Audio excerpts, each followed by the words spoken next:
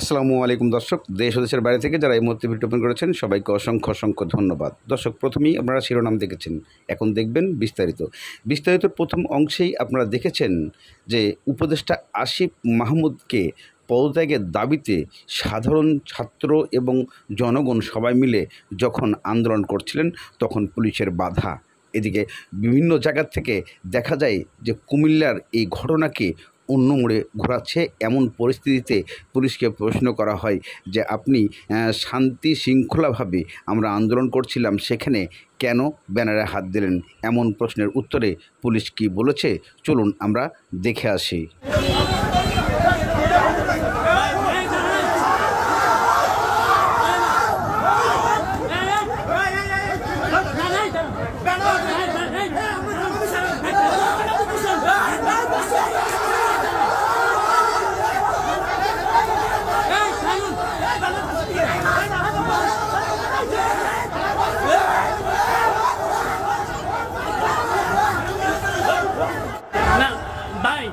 এখানে তো একটা কর্মসূচি পালন করতেছে, আপনি ব্যানারে হাত দিলেন কেন? ব্যানারে হাত দিচ্ছেন কেন? না কেন কেন করা যাবে না? গণতান্ত্রিক রাষ্ট্রে কেন মিছিল করা যাবে না একটু বলবেন ওসি সাহেব? না কেন করা যাবে না একটু বলবেন প্লিজ? না কেন করা যাবে না একটু বলেন? কেন করা যাবে না একটু বলেন? গণতান্ত্রিক রাষ্ট্রে সবার অধিকার আছে, আপনি ব্যানারে হাত দিলেন কেন? এটা কি আওয়ামী লীগের আমল? এটা কি আওয়ামী লীগের আমল? এটা কি আওয়ামী লীগের আমল? ভাই, এটা কি আওয়ামী লীগের আমল? মিছিল থামা দিত।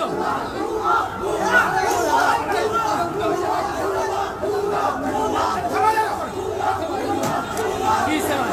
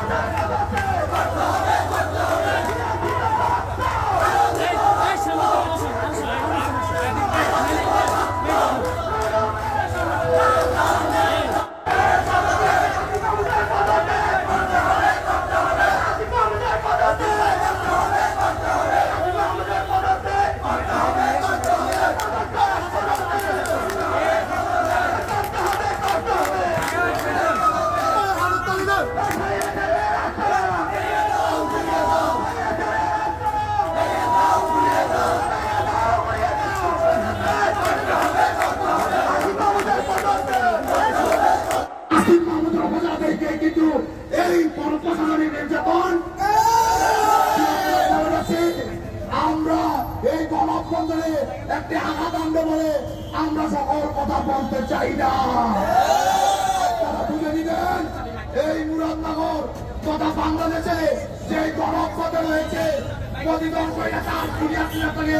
এই বাংলাদেশ মুক্ত হয়েছে, কিন্তু আমরা দেখতে পাচ্ছি কিছু কিছু উপদেষ্টা এই যে আসিফ মাহমুদের ইতিহাস 311 কোটি টাকার যে দুর্নীতির সাথে যুক্ত হয়ে সাংবাদিক মাধ্যমে আসছে যে তাকে অপসারণ করা হয়েছে, তাকে অপসারণ করাতেই দেখা হইল, কিন্তু তার কোন শাস্তি, কোন প্রশাসনিক কোন ব্যবস্থা আমরা দেখতে পাচ্ছি না।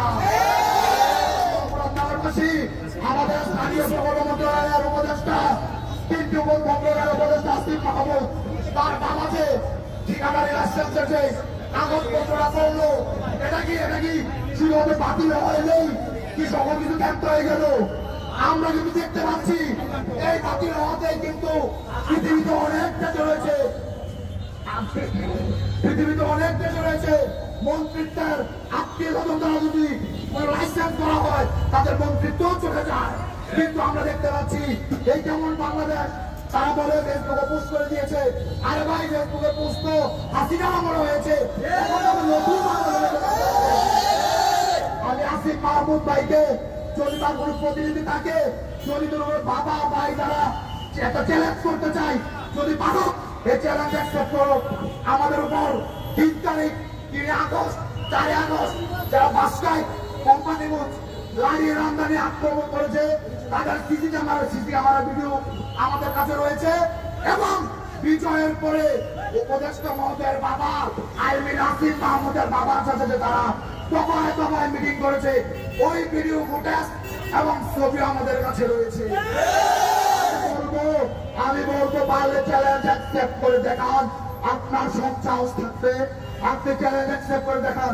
আপনার বাবার সাথে তারা দেখা করেনি, মিটিং করেনি, কোন মুরাদনগর নিয়ে ষড়যন্ত্র করেনি। প্রিয় মুরাদনগরবাসী, আপনারা সবাই জানেন মুরাদনগরে একটি প্রত্যেকটি জায়গায় যে আন্দোলন সংগঠিত হয়েছিল, এই যে পতিত যে আসিফ মাহমুদের ছত্রছায়ায় যে বৈষম্য ছাত্র আন্দোলন কমিটি রয়েছে, ওই কমিটির আহ্বায়ক ওবায়দুল্লাহ মুরাদনগর নয় তথা কুমিল্লার জেলায় কোথায় আন্দোলন করেছে একটি মাত্র প্রমাণ দেবে, তাকে আমরা মেনে নেব। নিয়ম অনুযায়ী তো সে মুরাদনগর তো নয়, বাংলাদেশের কোথাও আন্দোলন করেনি, সরি কুমিল্লা কোথাও আন্দোলন করেনি, বাংলাদেশে হয়তো ডাকাতে করেছে, তর্কের না দিলে আমরা তা ভেবে নিলাম, কিন্তু সে তো মুরাদনগর উপজেলা আহ্বায়ক হতে পারে না। বিজয়ের পর 3-4 মাস মুরাদনগরবাসী চিন্তা করল না, আসিফ মাহমুদের এপিএস দ্বারা মুয়াজ্জম হোসেন দ্বারা আমাদের সাবেক শ্রদ্ধেয় যে উপজেলা নির্বাহী অফিসার সিরাজউদ্দিন স্যারকে তারা কল দিয়ে তারপর তাদেরকে ইন করিয়েছে। এটা তো আরো একটি স্বৈরাচারের লক্ষণ বন্ধুরা। আমরা তো রক্ত দেই নাই, আবারও স্বৈরাচার গঠিত হবে, সে যেই হোক নতুন স্বৈরাচার বাংলাদেশে গঠিত হতে দেবে। এই জুলাইয়ের স্পিডের সাথে যারা প্রতারণা করবে, এই জুলাইয়ের স্পিডের সাথে যারা বাদ বিলম্ব সৃষ্টি করবে, তাদেরকে কাউকে আমরা ছাত্র জনতা রক্ষা করব না। তাদের বিরুদ্ধে আন্দোলন করে উঠবে, আবারও আন্দোলন করে উঠবে। আমরা অতি সত্ত্বয় আসিফ মাহমুদের পদত্যাগ দাবি করছি, আসিফ মাহমুদকে পদত্যাগ করতেই হবে।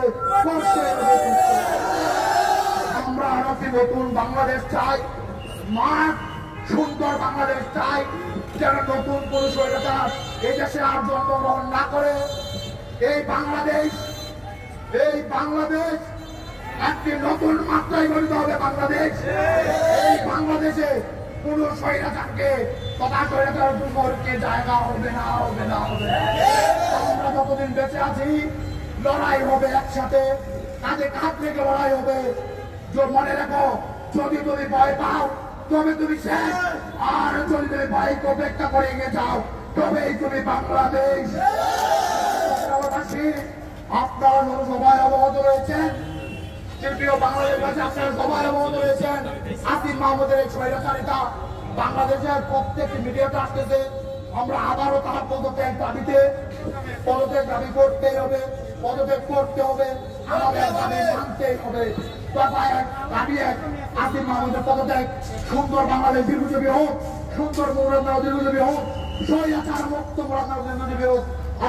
এদিকে সাধারণ জনগণের এই দাবি এবং ছাত্রদের এই দাবি কতটা যৌক্তিক? আসিফ মাহমুদ উপদেষ্টাকে পদত্যাগের এমন প্রশ্ন উঠে আসে বিভিন্ন মহল থেকে। তাহলে কি এই আসিফ মাহমুদ সত্যি দেশের জন্য অনাকাঙ্ক্ষিত একটি ঘটনা ঘটতে যাচ্ছে? এমন প্রশ্ন উঠে আসে।